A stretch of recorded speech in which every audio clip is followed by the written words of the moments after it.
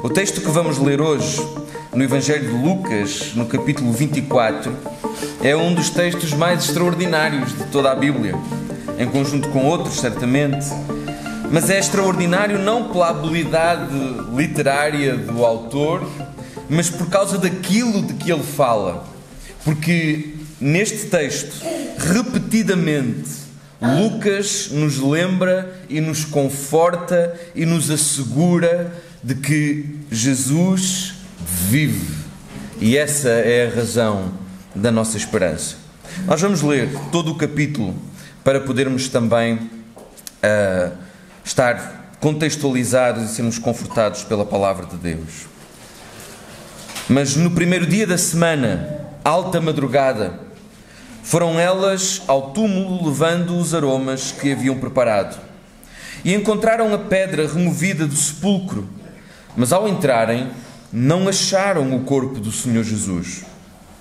Aconteceu que, perplexas a este respeito, apareceram-lhe 2 varões com vestes resplandecentes. Estando elas possuídas de temor, baixando os olhos para o chão, eles lhes falaram: "Por que buscais entre os mortos ao que vive? Ele não está aqui, mas ressuscitou.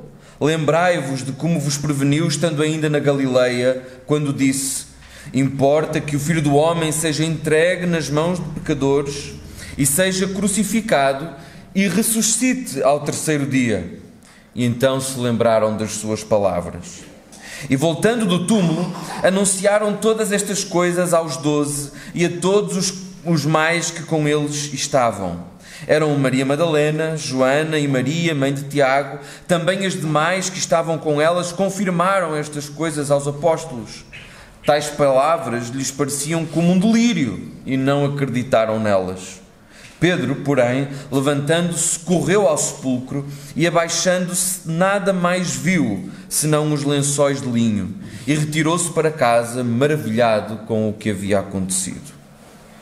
Naquele mesmo dia, 2 deles estavam de caminho para uma aldeia chamada Emaús, distante de Jerusalém 60 estádios. E iam conversando a respeito de todas as coisas sucedidas. Aconteceu que, enquanto conversavam e discutiam, o próprio Jesus se aproximou e ia com eles.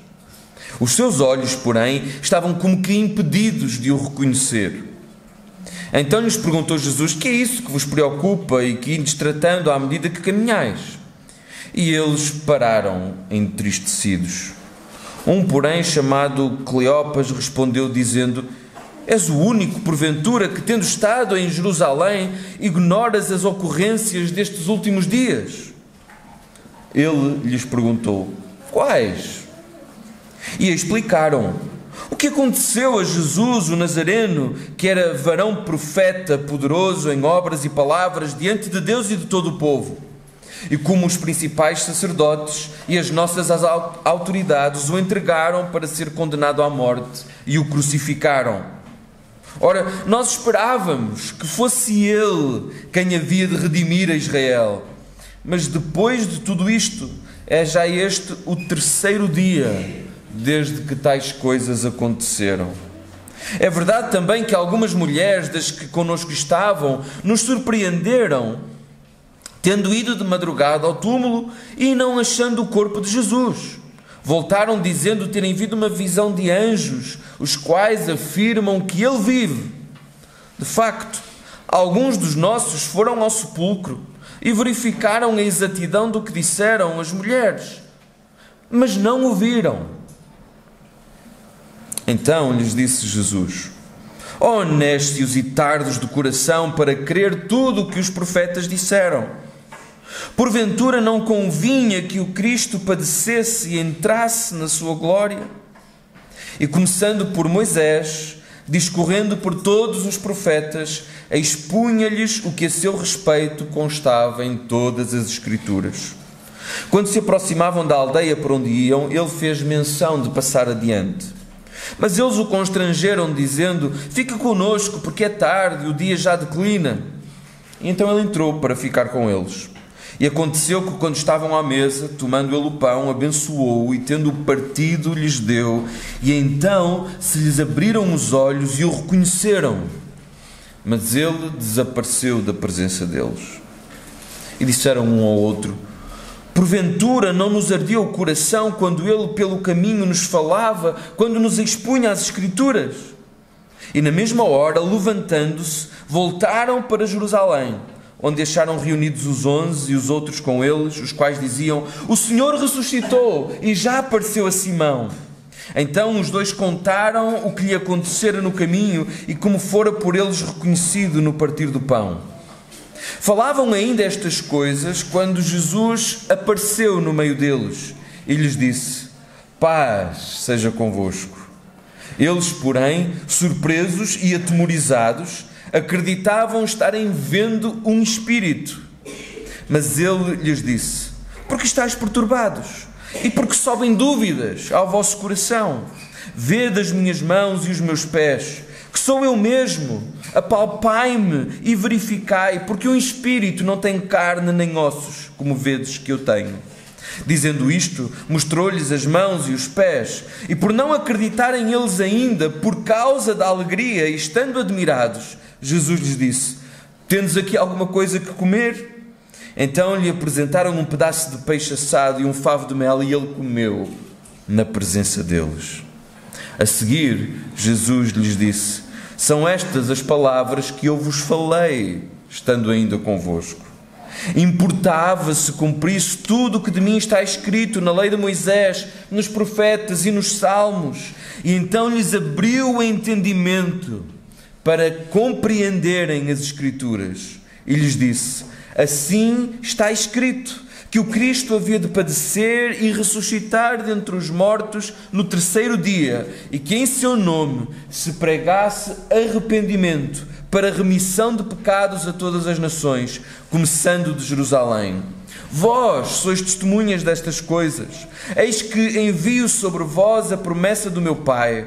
Permanecei, pois, na cidade, até que do alto sejais revestidos de poder. Então os levou para Betânia e, erguendo as mãos, os abençoou. E aconteceu que, enquanto os abençoava, ia-se retirando deles, sendo elevado para o céu. Então eles, adorando-o, voltaram para Jerusalém, tomados de grande júbilo, e estavam sempre no templo, louvando a Deus. Graças a Deus pela sua palavra. Vários pintores fazem obras que ficam conhecidas como trípticos.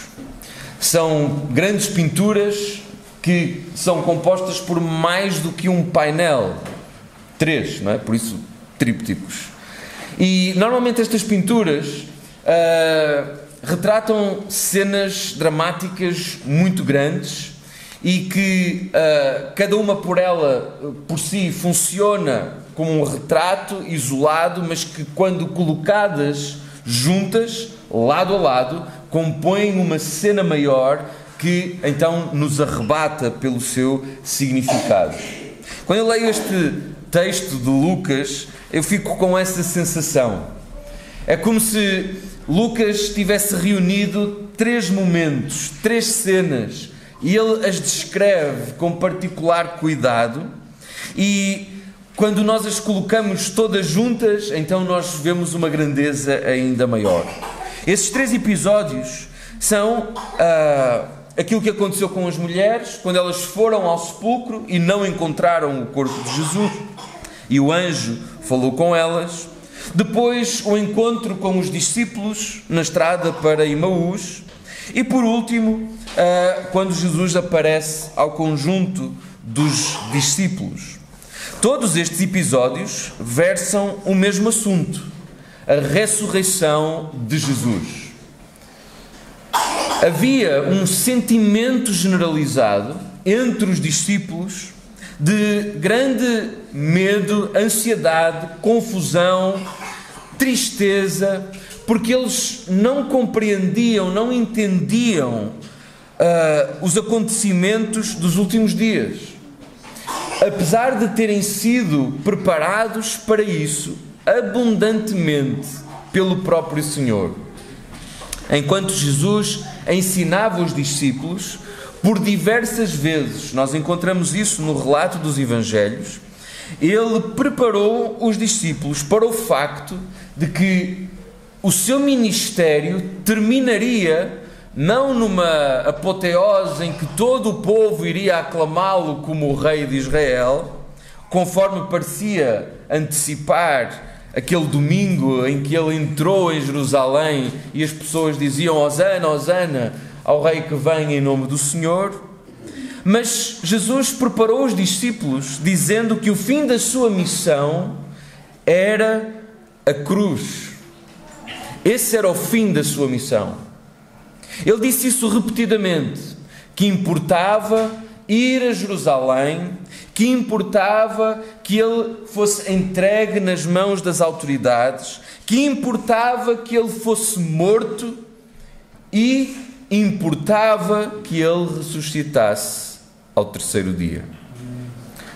Mas apesar de Jesus ter dito isso muitas vezes, quando as coisas efetivamente aconteceram, os discípulos reagiram, e quando digo os discípulos não falo só dos 11, não é? Judas já se tinha enforcado, mas não só os 11 mais próximos, mas o conjunto alargado dos discípulos, não é? Como estes dois que iam a caminho de Emaús, como as mulheres e muitos outros, eles reagiram como se tudo aquilo fosse uma novidade absoluta e eles não conseguissem fazer sentido daqueles acontecimentos. Na verdade, para eles, Jesus estava morto. E porque Jesus estava morto, isso tinha implicações profundas para as suas vidas e para a sua fé. Repetidamente ao longo do texto que nós lemos, em qualquer um dos episódios que lemos, o sentimento que dominava os corações e as mentes de todos os envolvidos era o mesmo. As mulheres foram ao sepulcro de manhã tristes para preparar o corpo de um homem morto. Elas ficaram perplexas, confusas, quando o corpo não estava lá. Elas ficaram com medo. O Pedro foi ver e saiu maravilhado, confuso, perplexo com o que tinha acontecido. Os discípulos que iam a caminho de Emaús estavam tristes, confusos, incrédulos, até incapazes de reconhecer a Jesus, de quem eles eram discípulos. Mesmo depois de terem ouvido os relatos, eles não conseguiam ainda crer. Quando Jesus aparece no meio dos discípulos, nós lemos que eles ficaram surpresos e atemorizados e pensavam que estavam a ver um espírito. E a esta altura, Jesus já tinha aparecido a várias pessoas. Já tinha aparecido a Maria Madalena, já tinha aparecido ao restante das mulheres, já tinha aparecido a Simão Pedro, já tinha aparecido aos discípulos de Emaús. Todos eles deram testemunho de que tinham visto o Senhor, e o Senhor apareceu, e toda a gente estava com medo. A realidade sem a ressurreição é uma coisa assustadora. A realidade sem a ressurreição significa que, como ouviram a semana passada, a nossa fé é vã, é fútil. Não há nenhuma garantia de que aquilo que Jesus fez possa ser de alguma maneira para nosso benefício.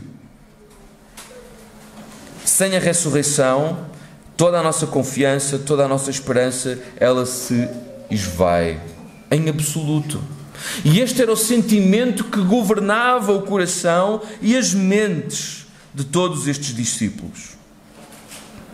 É por isso que falar da ressurreição não é apenas um apêndice na mensagem do Evangelho, na mensagem das Escrituras. Nós precisamos de ser consolados e fortalecidos com esta realidade de que Jesus vive. Isso anima a nossa fé, isso confirma a nossa fé, isso assegura a esperança que nós depositamos nele em relação ao futuro.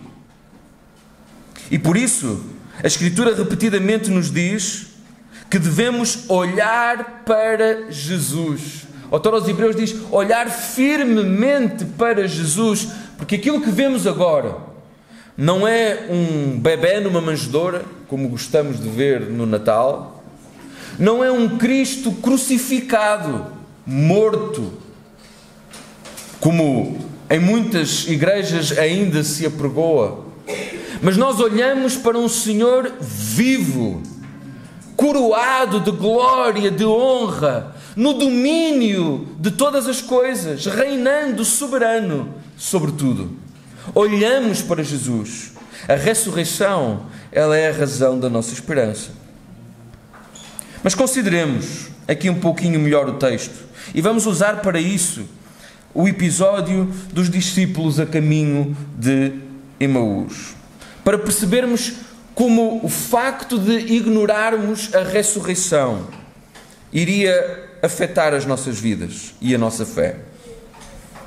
Aqueles dois homens iam viajando de Jerusalém para Emaús, conversando entre si, e eles estavam entristecidos, diz o versículo 17. Quando Jesus lhes perguntou: o que é que vos preocupa? Eles pararam entristecidos. Se Jesus está morto, não há razão para alegria. Se Jesus está morto, não há nenhuma razão para alegria.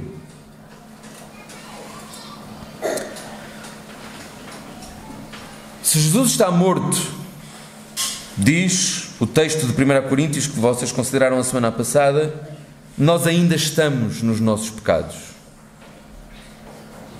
Se Cristo está morto, significa que nós não temos nenhuma outra maneira de chegar a Deus.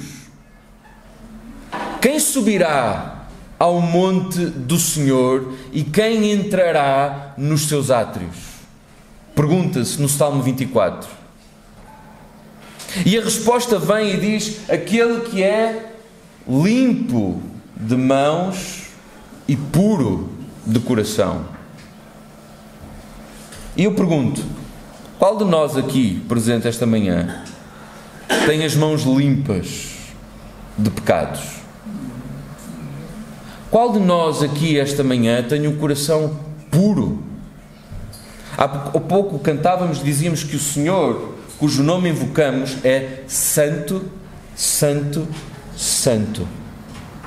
Qual de nós pode colocar-se na presença deste Deus Santo, Santo, Santo, com mãos limpas e corações puros? Nenhum de nós. Nenhum de nós. E por isso, se Jesus está morto e nós ainda estamos nos nossos pecados, nós não temos nenhuma razão para estar alegres. Não há nenhum motivo de gozo. Pode haver coisas que nos alegram, é verdade, não é? A nossa vida não é uma miséria constante. Nascem bebés e nós alegramos-nos, não é? Com essa celebração da vida, com a família a crescer, temos amigos e a sua amizade é uma consolação para nós. Fazemos planos e projetos e às vezes eles correm bem e nós nos sentimos realizados com isso. É evidentemente que há muitas coisas na nossa vida que nos trazem alegria, que nos fazem sentir bem, que nos fazem sentir contentes.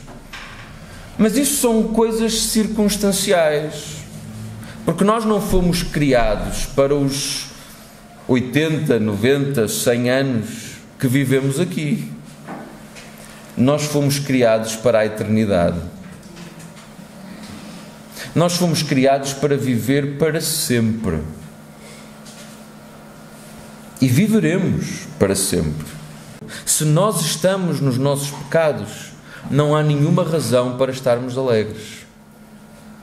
Não há nenhuma consolação para nós, porque isso significa que, partindo deste mundo, nós enfrentaremos um Deus santo, santo, santo.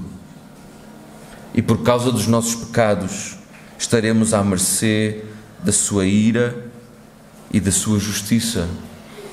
E a palavra é muito clara quando diz que para aqueles que se apresentam diante de Deus no seu pecado, o destino eterno é só um: é o inferno, uma eterna condenação. Eles estavam tristes porque Jesus estava morto. Mas a sua tristeza, ela era tão profunda e ela era gerada pelo facto de eles estarem confusos. Eles estavam muito confusos. Quando eles começaram a explicar a Jesus, que estava ali diante deles e eles não o reconheciam, a razão da sua tristeza, e eles mostraram a confusão que estava na sua mente. Eles disseram: Jesus o Nazareno, nós o conhecemos. Ele era um varão profeta, poderoso em obras e palavras, diante de Deus e de todo o povo. Um homem como nenhum outro. Nós vimos-lo fazer coisas que nunca vimos ninguém fazer. Nós ouvimos da sua boca palavras como nunca ouvimos nenhum homem falar. A maneira como ele aplicava as Escrituras, como ele as tornava vivas, como ele as usava como uma espada perfurante que chegava lá bem no íntimo, ao ponto central. Como ele era manso e humilde, poderoso nas suas obras. Ele só podia vir de Deus. Nós estávamos alegres e confiantes de que ele era o Messias. Estávamos alegres e confiantes que finalmente a redenção que esperávamos tinha chegado. Esperávamos que fosse ele, como diz o versículo 21, que havia de redimir a Israel. Mas afinal, ele foi preso, condenado à morte, crucificado, e já são 3 dias desde que ele está morto. A confusão na mente deles era grande. Eles não entendiam, não conseguiam fazer sentido das Escrituras, nem daquilo que tinham testemunhado acerca da vida de Jesus. Não fazia sentido que Jesus estivesse morto. Como é que, estando morto, ele poderia redimir a Israel? A redenção só é possível de uma maneira: com derramamento de sangue. É a única maneira de se fazer a redenção, de haver perdão de pecados. Eles, enquanto judeus, estavam instruídos exatamente nisso. Porque, por causa dos seus pecados, eles deviam ir ao templo, apresentar um animal que seria sacrificado, o seu sangue seria derramado por culpa pelos seus pecados. Se Israel havia de ser redimido, então sangue deveria ser derramado. É por isso que Jesus morreu. É por isso que a morte de Jesus era necessária. Porque ele deveria, tal como um cordeiro, derramar o seu sangue, para que pelo seu sangue nós pudéssemos alcançar o perdão dos nossos pecados. Porque não há outra maneira de os nossos pecados serem perdoados. Mas eles estavam confusos, eles não entendiam. Eles não conseguiam fazer sentido de todas estas coisas, mesmo que Jesus os tivesse instruído nelas anteriormente. E porque eles estavam confusos e tristes, isso criou uma combinação explosiva. Eles tornaram-se incrédulos. E não foram só eles. Quando as mulheres foram ao sepulcro, elas não creram até que viram Jesus. Quando elas contaram aos discípulos que tinham visto Jesus, eles também não creram. Estes aqui estavam diante de Jesus, caminhando lado a lado com ele, e não o reconheceram, porque para eles isso não era uma possibilidade. E notem, eles nem sequer eram apanhados de surpresa, porque o texto nos diz que eles já tinham o testemunho das mulheres que tinham ido ao túmulo e não tinham achado, e que o anjo tinha dito que Jesus vivia, e que outros discípulos também tinham ido ao túmulo e verificaram a exatidão do que disseram as mulheres. Eles já tinham um testemunho de que Jesus estava vivo, dos anjos, das mulheres e dos outros discípulos que tinham ido e não tinham visto o corpo. Ainda assim, Jesus caminhava lado a lado com eles e eles não o reconheceram. O seu coração estava tomado por incredulidade. A ideia de que Jesus pudesse estar vivo não era para eles credível, apesar de ter sido pré-anunciada pelo próprio Jesus. A sua tristeza e a confusão na sua mente produzia incredulidade. E a incredulidade produz em nós uma incapacidade de vermos Jesus como Ele é. De vermos Jesus como Ele é. Para eles, Jesus era ainda um varão profeta, poderoso em obras e palavras. Para eles, Ele era apenas um Messias em potencial. Para eles, um mestre, um operador de milagres. Mas eles não conseguiam ainda ver Jesus tal qual como Ele era, o Senhor soberano de todas as coisas, coroado de honra e de glória, o autor da vida, que não podia ser retido pela morte. Eles não conseguiam ver este Senhor reinando soberano, vitorioso sobre todos os seus inimigos, não apenas os terrenos, não os sacerdotes corruptos, não os escravizadores romanos, não vencendo apenas as dificuldades imediatas da nossa realidade terrena e material, mas eles não conseguiam ver Jesus como o Filho de Deus,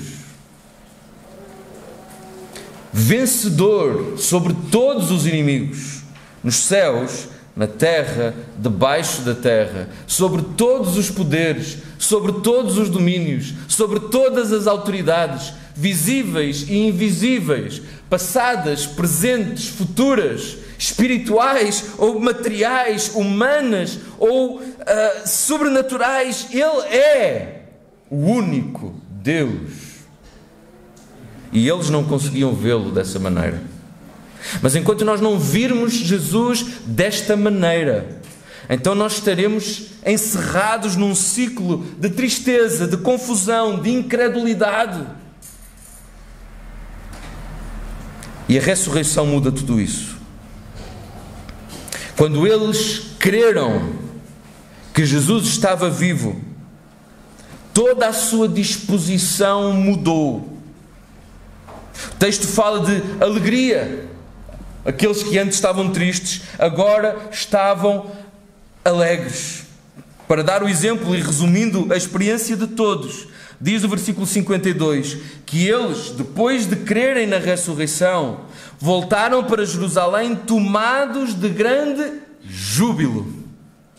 Já não havia mais tristeza, já não havia mais cabeças baixas, já não havia mais desmoralizados, já não havia mais frustrações. Agora eles estavam tomados de grande júbilo. Tudo fazia sentido. Tudo agora estava consolidado pelo facto de Jesus estar vivo. Aquilo que antes era confusão nas suas mentes tornou-se em conhecimento e em entendimento. E agora eles estavam lá no templo, louvando a Deus. Aquilo que eles antes lamentavam e diziam: Senhor, como é possível que Jesus tenha morrido? Nós pensávamos que era Ele. Agora eles estavam no templo e louvavam a Deus pelo facto de Jesus ter morrido, porque eles compreendiam finalmente que era necessário que que ele morresse e vertesse o seu sangue, e que isso não era um problema, porque ele, sendo o Deus vivo e verdadeiro, não poderia ser retido pelas ânsias da morte, mas ressurgiria triunfante e vitorioso sobre os seus inimigos. A sua fé foi reforçada, foi fortalecida, agora que Jesus estava vivo e tendo sido depois revestidos pelo poder do Espírito Santo, que Jesus promete no versículo 49, eles se tornaram testemunhas destas coisas, pregando o Evangelho, e o fizeram com tamanha intrepidez que no espaço de uma geração eles transtornaram o mundo inteiro. Um punhado de homens e mulheres. Agora eles tinham esperança, porque Jesus vive. A ressurreição transforma a nossa realidade e ela clarifica a confusão nas nossas mentes. Mas como? Como é que esta transformação foi produzida? Já vimos, pela experiência deles, que não era suficiente ver o túmulo vazio, porque muitos viram o túmulo vazio e mesmo assim não conseguiam crer. Também não era suficiente o testemunho de outros a dizerem: eu vi que Jesus está vivo, porque eles receberam o testemunho e mesmo assim não criam nesse testemunho. Incrivelmente, também não era suficiente que Jesus aparecesse no meio, à frente, porque eles ou não o reconheciam ou pensariam estar a ver um espírito. O que é que produziu a transformação no coração destes discípulos? A palavra. Sempre a palavra. Quando as mulheres chegaram ao sepulcro, os anjos falaram-lhe o quê? A palavra. Eles disseram: olha, lembrai-vos daquilo que Jesus vos tinha ensinado, que importa que o Filho do Homem seja entregue nas mãos de pecadores e crucificado e ressuscite ao terceiro dia. Quando Jesus encontrou aqueles dois a caminho de Emaús, como é que os seus olhos foram abertos? Pela palavra. Diz Jesus: porventura não convinha que o Cristo padecesse e entrasse na sua glória, e começando por Moisés e discorrendo por todos os profetas, expunha-lhes o que a seu respeito constava em todas as Escrituras. Quando ele entrou na casa onde estavam os discípulos, de que é que lhes falou? Versículo 44, são estas as palavras que eu vos falei estando ainda convosco. Importava que se cumprisse o que de mim está escrito na lei de Moisés, nos profetas e nos salmos, e lhes abriu o entendimento para compreenderem as Escrituras. É por isso que Paulo diz que a fé vem pelo ouvir, e o ouvir pela palavra de Deus.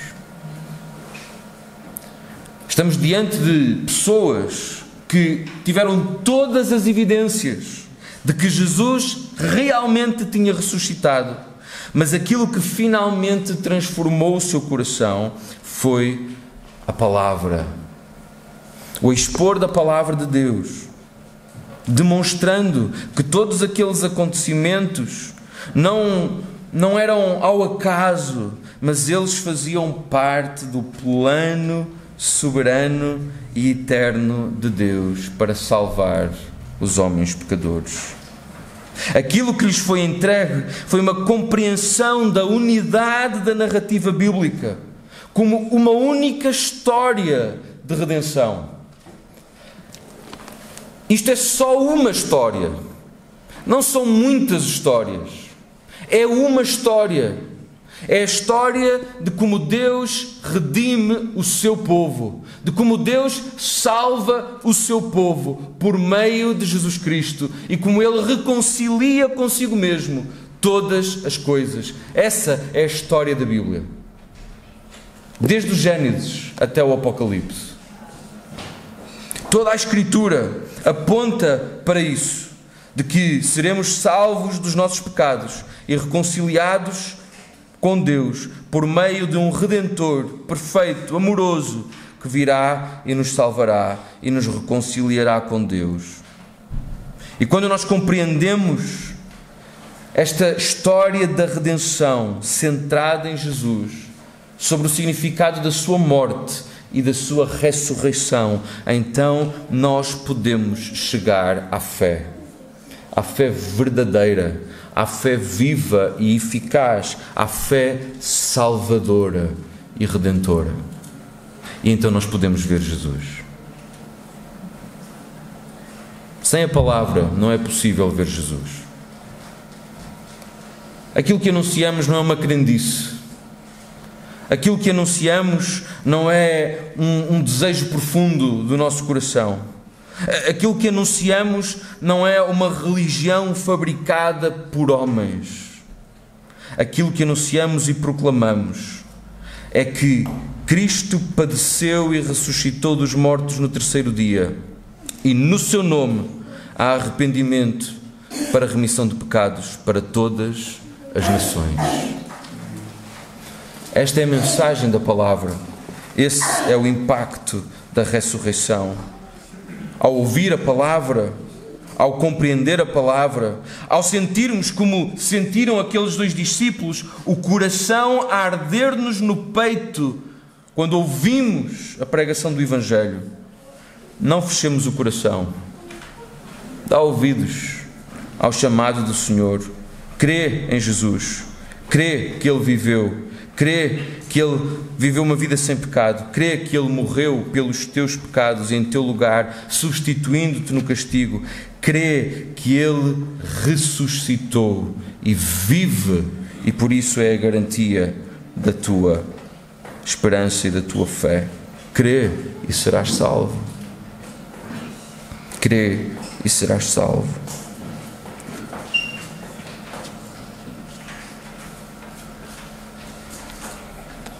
A ressurreição, então, ilumina os nossos corações, as nossas mentes. E pelas Escrituras nós podemos ver Jesus tal qual como Ele é e sermos salvos.